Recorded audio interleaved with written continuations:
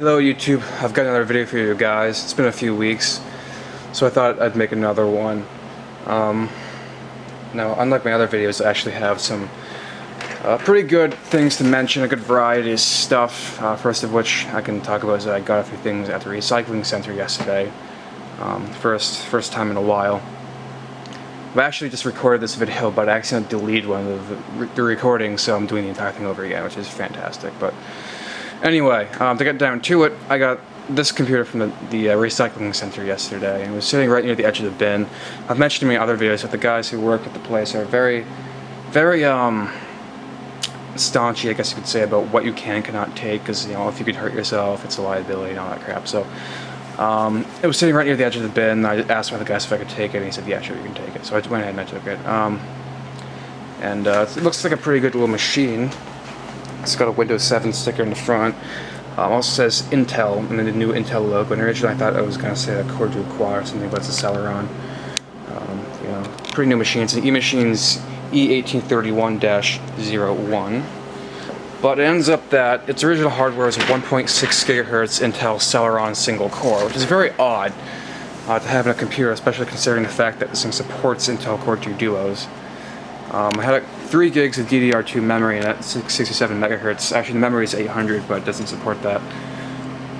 320 gig hard drive, 250 watt power supply, but it was broken. It was hanging up at the post-splash screen, I guess you can call it, and doing weird stuff like that. So I went ahead and pulled out the 1 gigabyte memory chip, because it's also got a 2 gigabyte for 3 gigs total, and this thing apparently is broken. So yeah, I left the other 2 gig chip in, of course, since it runs fine. So it's running with 2 gigs of memory right now. Now this machine's actually going to be essentially for personal use. Normally I'd sell it, but I have a 3D printer now. Actually, I've had it for a year and a half, but my brother was nice enough to actually go ahead and build it, because I was honestly too lazy to do that.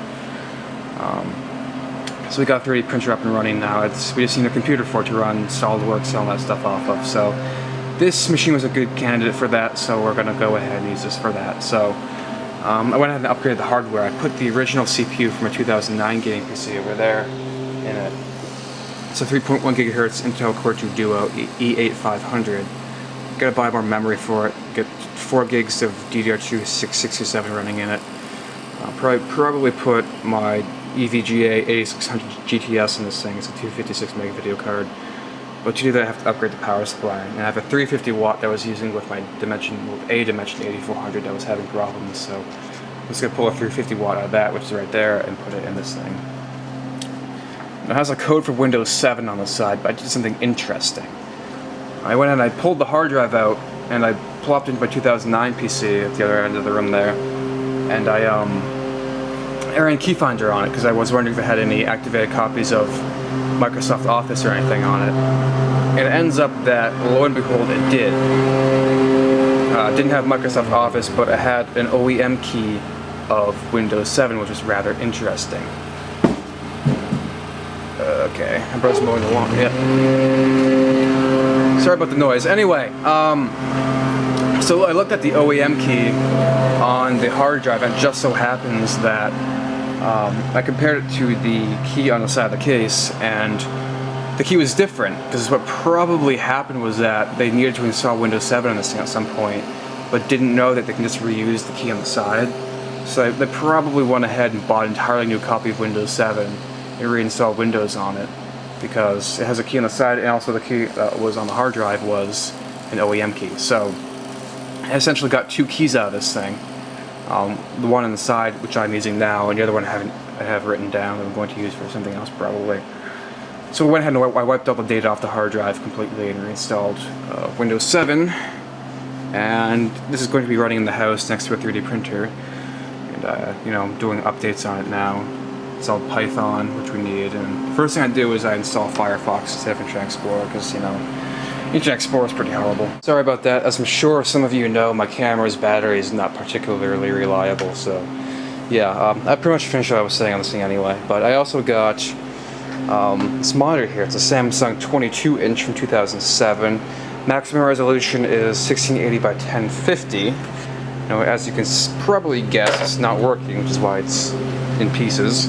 But It looks like a pretty nice little display. It looks bigger than 22-inch to me, but apparently, yeah, it's 22-inch. But it was having an issue, and usually displays have one of two issues. Usually they are capable of displaying something, just that the color will be all wrong. There's usually something wrong with the inverter, which I think is that little guy right there.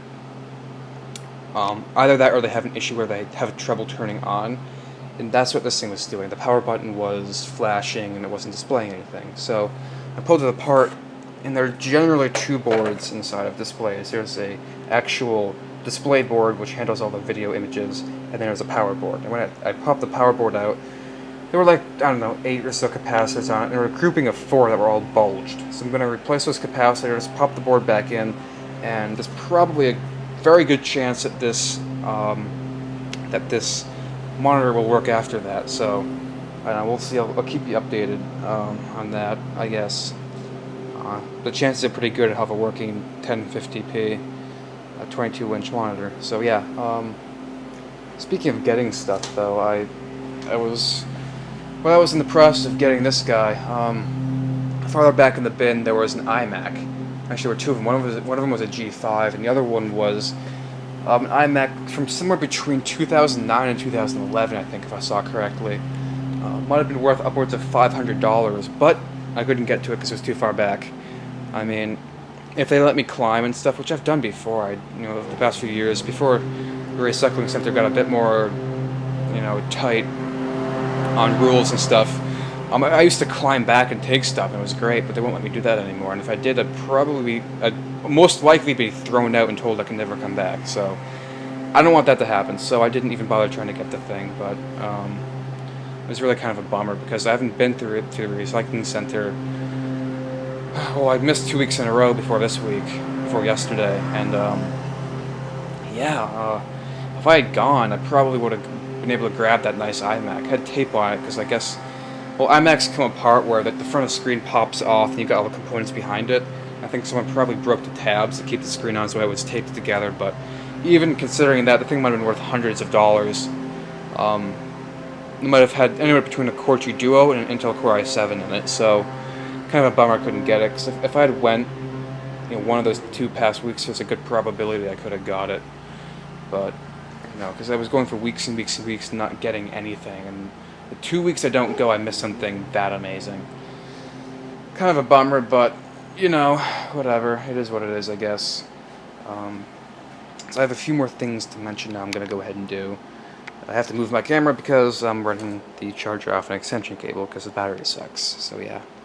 So I mentioned in my past videos somewhere that my 2009 PC here stopped working. Specifically what happened with it was that it would shut off randomly and it started smelling like smoke. And I noticed that if I unplugged some of the hard drives and the DVD drive and the video card, that it wouldn't do it anymore. But I eventually concluded that because of that, the power supply was probably not outputting as much amperage as it could. So yeah, this is a 1,000-watt stable power supply I bought for this thing when I built it, and it seems to be dead now. So on one hand, I bought a Thermaltake 650-watt power supply. I popped it in there, and it works absolutely fine now, which is good. It also has fewer cables and stuff to it, so the cable management of this guy improved. Not that it really matters, because you can't really see it anyway, but yeah, this thing's working fine now, so that's good. So, that's that. I also want to mention that I've got this little console collection here. I've got an Xbox 360, a GameCube, PlayStation 1 and 2, and an NES from like 1986. And my friend decided that he wanted a PlayStation 4, but he's going to college in a month, and that's what he wants it for, so he can play with his buds at college and stuff. But his parents don't want him buying one, and to avoid his parents knowing that he's buying one, I bought it, and he's paying me back. Well, kind of slowly, but he's paying me back anyway. And he's going to store it here. So I'm going to have a nice PS4 sitting here in a few days probably. I ordered it online because he didn't want to pay sales tax or anything at a store, so I ordered it off Newegg for $407 including shipping. So yeah, he's going to keep it here until he goes off to college. So I'm probably going to spare you guys and not make a stupid unboxing of it because there's probably thousands of those on YouTube already, so I'm just going to go ahead and maybe make an overview of it from a technical perspective and how I like it. Now, I was going to put an SSD in it because I have a 64 gigabyte SSD left over from a 2012 PC since I upgraded to a 240 gig, but the PS4 doesn't accept any drive smaller than 160 gigs, so I can't do that. If I could, it would have been really cool. I would have just loaded the software on it and see how fast it would boot up just for the hell of it, and then pull it out and never do it again. But it would have been a really cool video, but I can't do it because a 64 gig is obviously smaller than a 160. And I think what I'm also going to talk about is the fact that I'm going to college in a month, like a month from tomorrow or something. And you know, I've got this Lenovo Wi-Fi 10P here, but the battery life is pretty crap on it. It's like an hour and a half of actual use. I decided that, you know, I wanted something a little bit better, or better for, you know, battery life and note taking and stuff. Because this battery life is pretty bad. It's pretty cumbersome. You know, I wouldn't really want to sit in a lecture hall with this big thing where the battery doesn't even last the duration of the freaking class. So I decided that I might want to buy a MacBook Pro or something. I know you guys hate Macs, just keep it to yourselves for now. I wanted something with good battery life, good software and hardware integration. And I think a Mac fits the bill for that, even though they are ridiculously expensive. But I decided it would be silly to have two laptops, so I think what I'm going to do is buy an iPad, like a 32 gig iPad Air for like $600. It's expensive, but it might be worth it, and just use that to supplement my laptop here. Use it for taking notes and web browsing and all that stuff, where my laptop would not be efficient.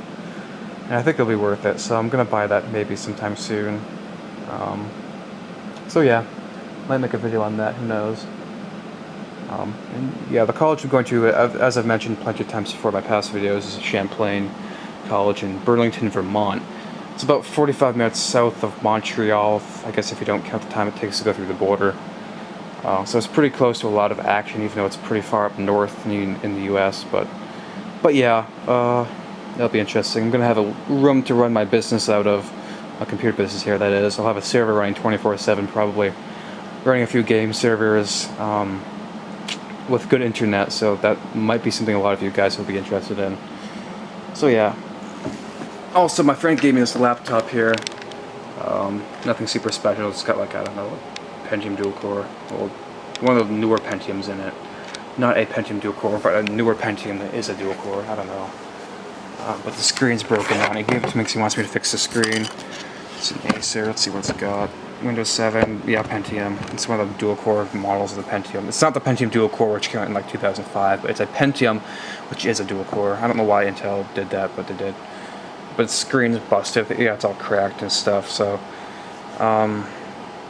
he wanted me to buy a new screen, but he told me to hold off because he doesn't have enough money to pay me back right now. So, as soon as he can pay me for it, I'm gonna go ahead and buy a screen, and then replace that for him. So, moving on, I have a few other things to talk about, which is the fact that I upgraded my 2012 gaming PC, which I'll talk about, and hopefully also mention the 3D printer that I'm going to be setting up, or at least assisting with setting up. Okay, so I've made a little bit of a change to my desktop here. As I mentioned earlier, I configured RAID with it. What I actually did was, I just bought a second 1TB hard drive for it, with the same exact model as the first, of course, and just plopped it in and put the two secondary hard drives in RAID 0. So I combined the new hard drive with the first hard drive in RAID 0, and it sounds pretty easy, but it actually took me a very long time. It took me a few days to do it, because just pulling the pins off here to pull the case setting up for you guys. But yeah, it took a while because there were a few technicalities and stuff. Whoops. But yeah, there's two hard drives right down there. This is my 64 gig SSD just sitting there for no reason. I just put it in there for the hell of it. I don't know why I did, but yeah, so I got my Windows drive, and I just took this drive, combined it with this one, put them in RAID 0, but I wanted to maintain all my documents, and by documents I mean games. So I used a hard drive imager and imaged the first hard drive to my laptop hard drive that was originally from my Lenovo Wi-Fi 10P right here, but since I upgraded to a 7200 RPM, I got my old 5400 left over, so I put the drive image of this 1TB onto this 1TB, I configured RAID 0 with these guys, and then put it back on this. But there were a few problems I had or put it from this back onto the 2 terabyte array. But there were a few problems I ran across. The first of which was getting RAID to actually configure it, because whenever you change a disk to RAID mode in Windows, even if it's not if it's the boot disk, if you change the boot disk to RAID mode in Windows, it makes Windows crash because of a driver conflict. So I had to find a way to enable RAID for this drive, well, these 2 drives, without enabling it for the boot drive. So I did that by plugging this thing into a separate, a second SATA controller was actually in this computer. I didn't know this computer had 2 SATA controllers, but it does enable RAID mode for one of the SATA controllers that this one is plugged into. Got that set up and working, and then went ahead and put this one back into the first controller in RAID mode as well, and that worked. So yeah, anyway, long story short, it took a long time, especially doing the drive mirroring, because I have a terabyte of stuff, almost a terabyte on the drive I had to mirror over twice. So that took a very long time, but all in all, I've got my boot drive, 248 gig, it's kind of filling up though, and I got a 1.72 terabyte RAID drive, because there is a little bit of a loss in 2 different ways. Firstly, I think you all know that 1 terabyte drive isn't actually a true terabyte. It's like 931 gigabytes or something. So if I combine 2 931s, that should have been 1.86 gigabytes. But there's a little bit of a loss with using RAID 0. You don't get exactly twice the capacity of each drive if you use 2 drives of the same size. So 1.72 terabytes, that's fine. It's perfectly fast. So I got some of my games on my SSD, but some of them on my local disk. You know what I mean, my RAID drive. So this thing's pretty fast. Actually, I figured out that this computer is booting up slowly, and I figured out why. Ended up, I had a network drive mapped from this PC to my server downstairs, but I took my server offline a while ago. I still had the network drive mapped to it, and it ends up that if you have a network drive mapped that Windows can't connect to, it sometimes logs in rather slowly, because this thing was taking 20 seconds to log in. So I went ahead and I deleted the network drive, since it can't connect to it because it's offline, obviously, and it boots up a heck of a lot faster now, which is nice. So yeah, that's it for this thing. I'll go ahead and mention my other stuff now.